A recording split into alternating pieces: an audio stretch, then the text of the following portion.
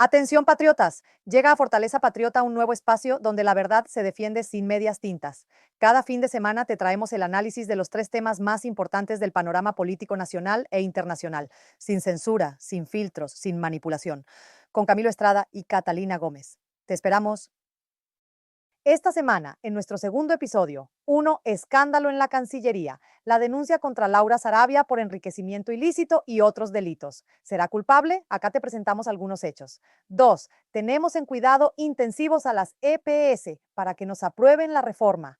Confesión de un crimen nacional. Las palabras del ministro de Salud confirman lo que miles de colombianos venían afirmando. 3. No se dejaron comprar. Se cae la reforma laboral en medio de nombramientos y mermelada, y el gobierno enfurecido hizo el show de la semana en el Congreso. Un triunfo de la bancada de oposición, quien hasta el último minuto dio la batalla para hundir la reforma. Mientras haces tus labores diarias o vas camino al trabajo, acompáñanos y forma tu opinión desde una perspectiva crítica y patriota. Fortaleza Patriota, donde la verdad se defiende. Suscríbete ahora, activa la campanita y no te pierdas ningún episodio. Escándalo en la Cancillería, la denuncia contra Laura Sarabia por enriquecimiento ilícito y otros delitos. ¿Será culpable? Hoy vamos a analizar a fondo una figura que, bueno, no deja de generar titulares en Colombia, Laura Sarabia. Nos vamos a basar en varios artículos, reportajes de distintos medios que han estado siguiendo de cerca las controversias alrededor de ella y pues de su círculo cercano. Exacto. La idea es tratar de extraer lo más importante de estas informaciones recientes. Vamos a centrarnos en las acusaciones que hay sobre Sarabia, las preguntas que plantean algunas fuentes sobre su hermano Andrés y, bueno, todo el panorama político que describen estos reportajes. Siempre claro, presentando lo que dicen las fuentes, sin tomar partido nosotros. Perfecto. Empecemos por su llegada a la Cancillería. Varias fuentes como que cuestionan este nombramiento, ¿no? Señalan no solo los escándalos que ya todos conocemos, el de la niñera Marelvis Mesa, los audios de Benedetti. Uf, sí, esos audios. La pregunta que flota en algunos artículos es si fue una designación más política que técnica, ¿no? Y a eso se le suma algo, digamos, más formal. Una indagación que abrió la Fiscalía. Y es por acusaciones bastante serias, ¿eh? Presunto enriquecimiento ilícito, concierto para delinquir agravado y lavado de activos. Son cargos fuertes. Muy fuertes. Si bien su defensa dice que esto es una campaña de desprestigio y que están dispuestos a colaborar, bueno, las fuentes indican que la investigación sigue, incluso con solicitudes de información financiera a Presidencia y todo. Profundizando un poco en eso, hay como puntos clave que varios reportajes insisten en preguntar y que parece que siguen ahí abiertos. Por ejemplo, el origen de esa plata que supuestamente se perdió en su apartamento. El famoso maletín. Exacto. O la veracidad de esa cifra de los 15,000 millones que mencionó Benedetti para la campaña. Que es una cifra enorme. Y también las circunstancias que todavía no están del todo claras alrededor de la muerte del coronel Dávila. Son como cabos sueltos, ¿no? Que el periodismo mantiene vigentes. Sí, totalmente. Y también se analiza mucho su relación con el presidente Petro. Llama la atención, según estos informes, que ella se mantenga en posiciones clave a pesar de todas estas polémicas. Y de algunas parece desautorizaciones públicas que ha habido. Exacto. Se especula si es que tiene una protección especial o si al contrario su posición es más inestable de lo que parece. Incluso hay confusión sobre un cargo anterior que tuvo, el de jefe de gabinete. Algunas fuentes dicen que ese cargo ya no existía formalmente después de una reestructuración. ¡Qué interesante! Y mientras Laura Sarabia está bajo este foco, las miradas, según leemos, también se van hacia su hermano Andrés. Ajá. Los reportajes describen un cambio de vida, pues muy llamativo, de necesitar plata prestada y vivir en un apartamento, digamos, normal en Chapinero, a moverse en círculos de lujo. Apartamento en la zona del Parque de la 93, viajes en avión privado, autos de alta gama. Y ese cambio tan notorio que mencionas es justo lo que las fuentes conectan con la creación de su empresa, Ala Consulting SAS. La fundó con el exesposo de Laura, Andrés Parra, justo después de que ella saliera la primera vez del gobierno. Ah, mira. Y un detalle que resaltan es que se creó con un capital bajísimo. Entonces genera preguntas sobre cómo logró ese éxito financiero tan rápido. Claro, y aquí es donde entran las acusaciones más delicadas, que reportan medios como Desigual, basadas en supuestos mensajes filtrados. Se habla de un posible tráfico de influencias. O sea, sugieren que Andrés Sarabia pudo haber usado la posición de su hermana para facilitar negocios, contratos con el Estado. Mencionando posibles colaboradores, ¿no? Como Jaime Ramírez Cobo, que fue asesor de Laura, David Cure, Carlos Niño. Exacto. Andrés Sarabia lo ha negado todo, por supuesto. Se presenta como víctima de ataques y dice que su éxito es por ser buen asesor. Aunque, bueno, su experiencia previa documentada parece ser más que nada en una UTL, una unidad de trabajo legislativo en el Congreso. Que no es precisamente experiencia empresarial de alto nivel, ¿no? Pues no. Las fuentes contrastan esa defensa con las preguntas sobre sus conexiones y esa prosperidad tan súbita. Laura Sarabia también rechaza todo. Dice que son ataques de sectores corruptos. Y un giro interesante que apuntan algunos informes es que quizá la información contra los Sarabia no viene solo de la oposición. Podría venir de adentro del mismo gobierno. Se llega a mencionar a Augusto Rodríguez, el director de la UNP, la Unidad Nacional de Protección. La UNP. Eso sí que sería una fractura interna importante, ¿no? Claro. Lo cual nos conecta un poco con el contexto más amplio.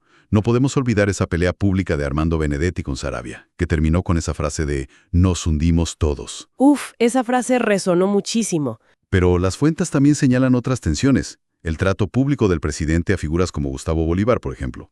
O la diferencia en cómo se manejó mediáticamente la captura de Andrés Calle, el presidente de la Cámara, comparado con el caso de Iván Name en el Senado. Son como pinceladas de un ambiente político que describen como convulso, ¿no? Sí, exacto. Incluso mencionan esa confusión que hubo con una designación temporal de Benedetti con funciones presidenciales, un acto administrativo que existió, pero que luego el presidente como que negó. Cierto, eso fue muy raro. Son varios episodios que, según las fuentes, dibujan un escenario de tensiones y a veces como de mensajes contradictorios desde el poder. Bueno, para ir resumiendo, lo que emerge de estas fuentes es la imagen de Laura Sarabia navegando investigaciones formales mientras está en un cargo de altísima exposición internacional, como es la Cancillería.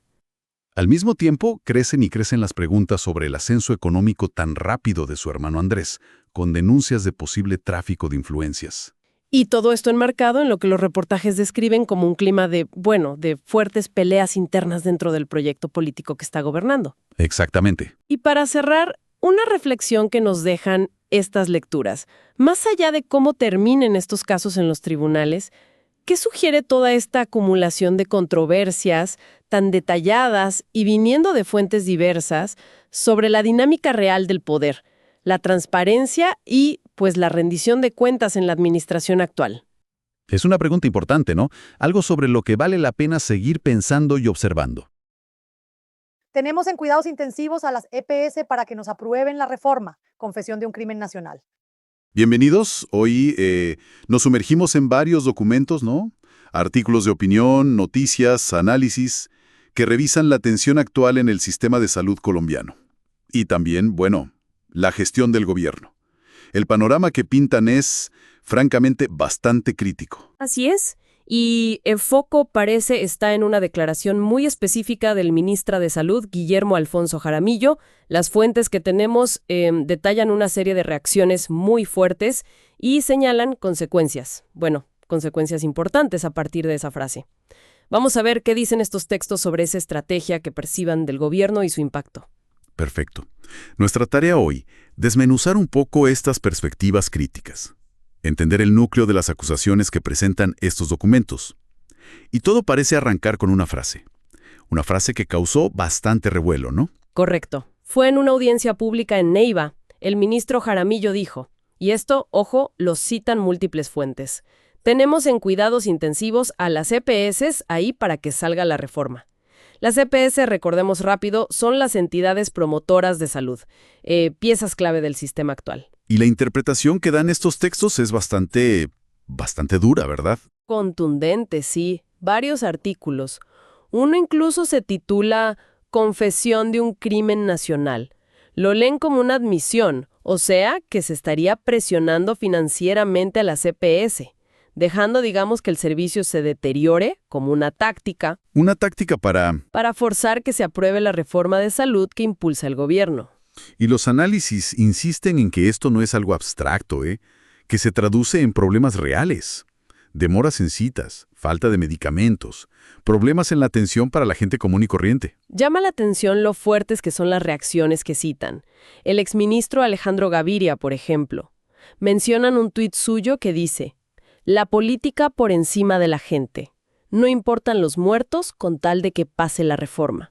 Eso es una acusación gravísima. Y no es la única voz así de fuerte. Los documentos mencionan al periodista Daniel Samper, que se preguntaba si esto podría tener consecuencias judiciales. Lo calificó de casi la confesión de un magnicidio. ¡Wow! Sí, Bruce McMaster, desde el Consejo Gremial, dijo que era inaceptable. También se recoge la petición de la senadora María Fernanda Cabal a la Procuraduría.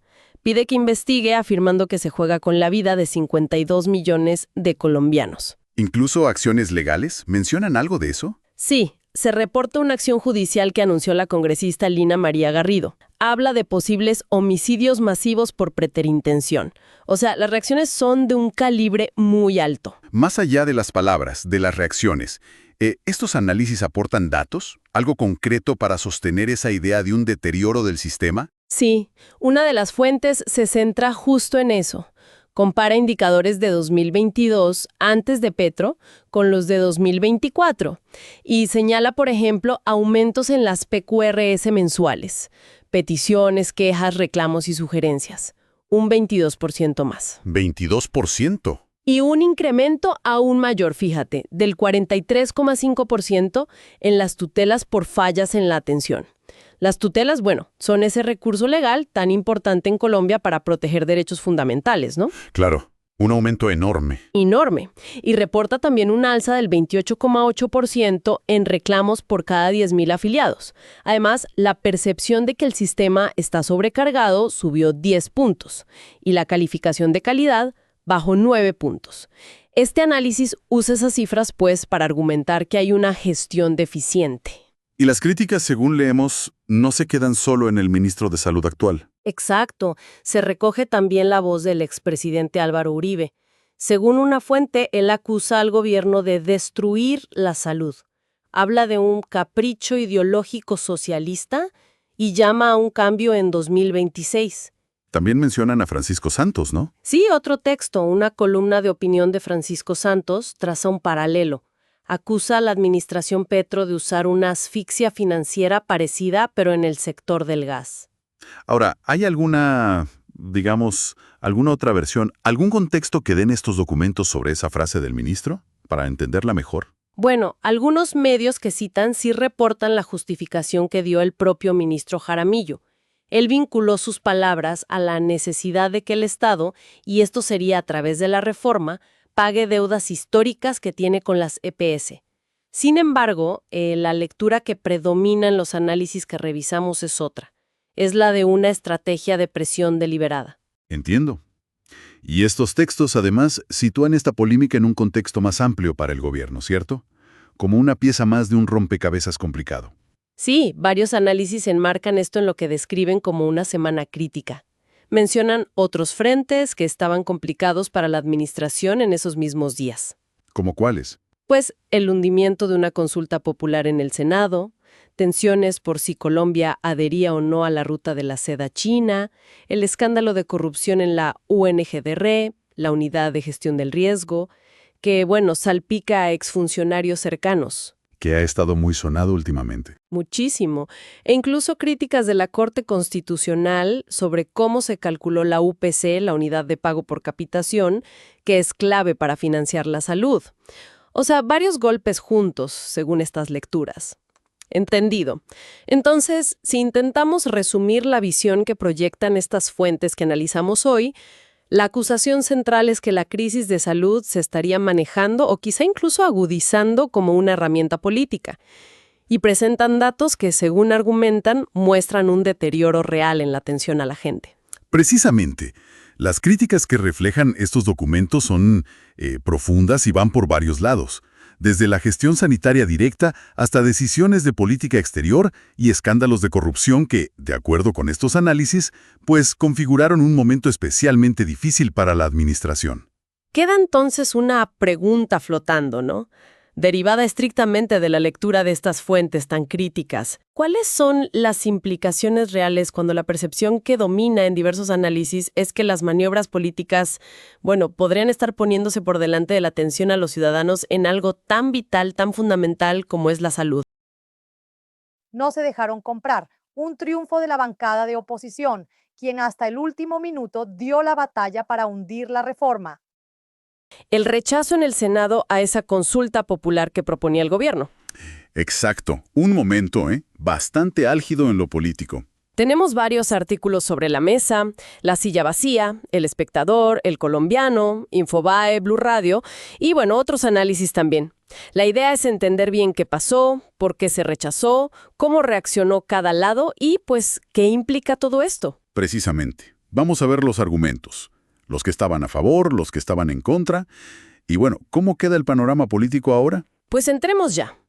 El centro de todo fue esa votación en la plenaria del Senado. Creo que fue el 13 o 14 de mayo, ¿no? Sí, por ahí. Las fechas varían un poquito según la fuente, pero el resultado es el mismo. ¿Y el resultado fue? 49 votos en contra de la consulta popular del gobierno Petro y 47 a favor. O sea, súper apretado. Muy justo. Y casi al mismo tiempo se aprobó una apelación que como que revive la discusión de la reforma laboral. Otra cosa más. Sí.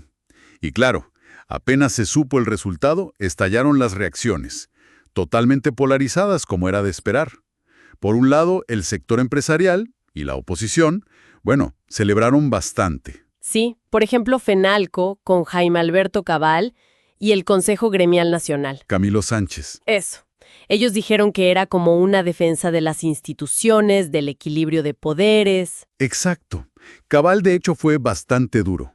Dijo que la consulta era un intento de engañar a los colombianos. Y una estrategia ya pensando en 2026. Eso mismo. FENALCO ya venía criticando que la consulta no hablaba de desempleo y además el posible sobrecosto, ¿no? Mencionaban hasta un 30% más. Es bastante. Y esa línea la siguieron muchos en la oposición. María Fernanda Cabal habló de victoria de la democracia y la sensatez. Paola Holguín dijo que era como lograr lo imposible, casi una hazaña. Sí. Carlos Fernando Motoa la llamó inconveniente. Miguel Uribe directamente una trampa, una estafa que iba a empeorar el empleo. O sea, palabras fuertes. Incluso gente más, técnica, como el exministro Mauricio Cárdenas. Ajá, Cárdenas también. Él la llamó gran trampa, dijo que eran preguntas muy generales, que no resolvían nada, solo buscaban como aparentar apoyo. Y Paloma Valencia que era un artilugio como para saltarse el debate en el Congreso. Y el tema del costo, ¿no? Eso salió mucho.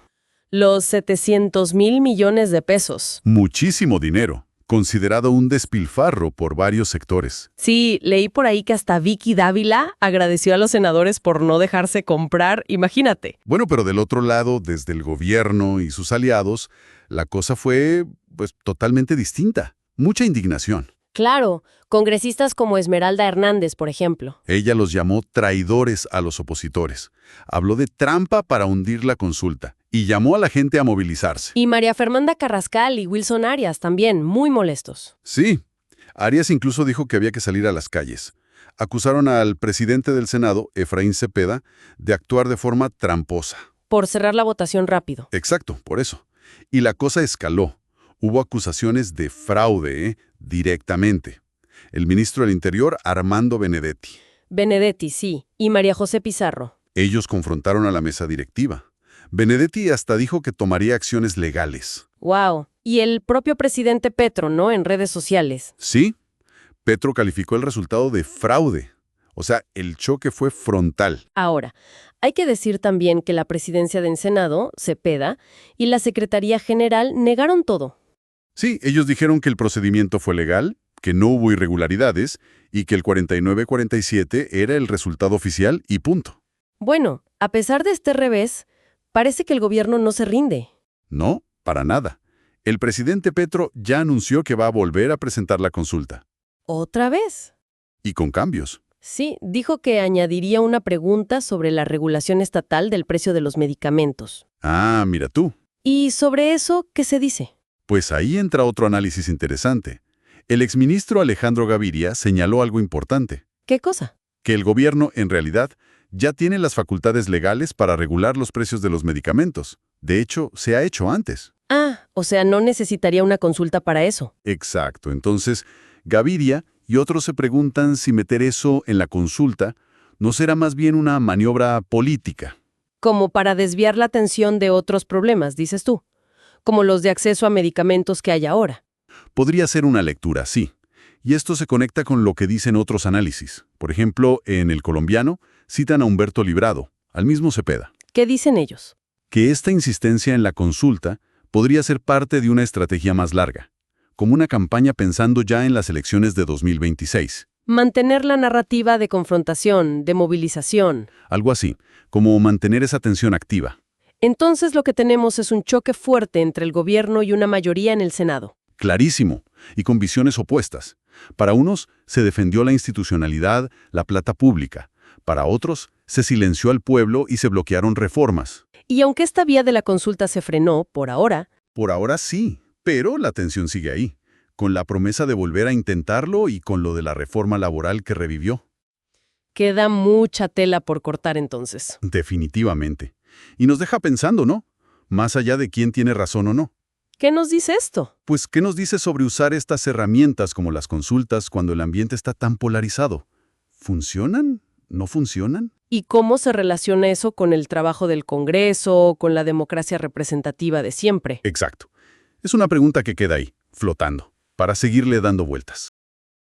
Y estos han sido los hechos más relevantes de la política colombiana esta semana.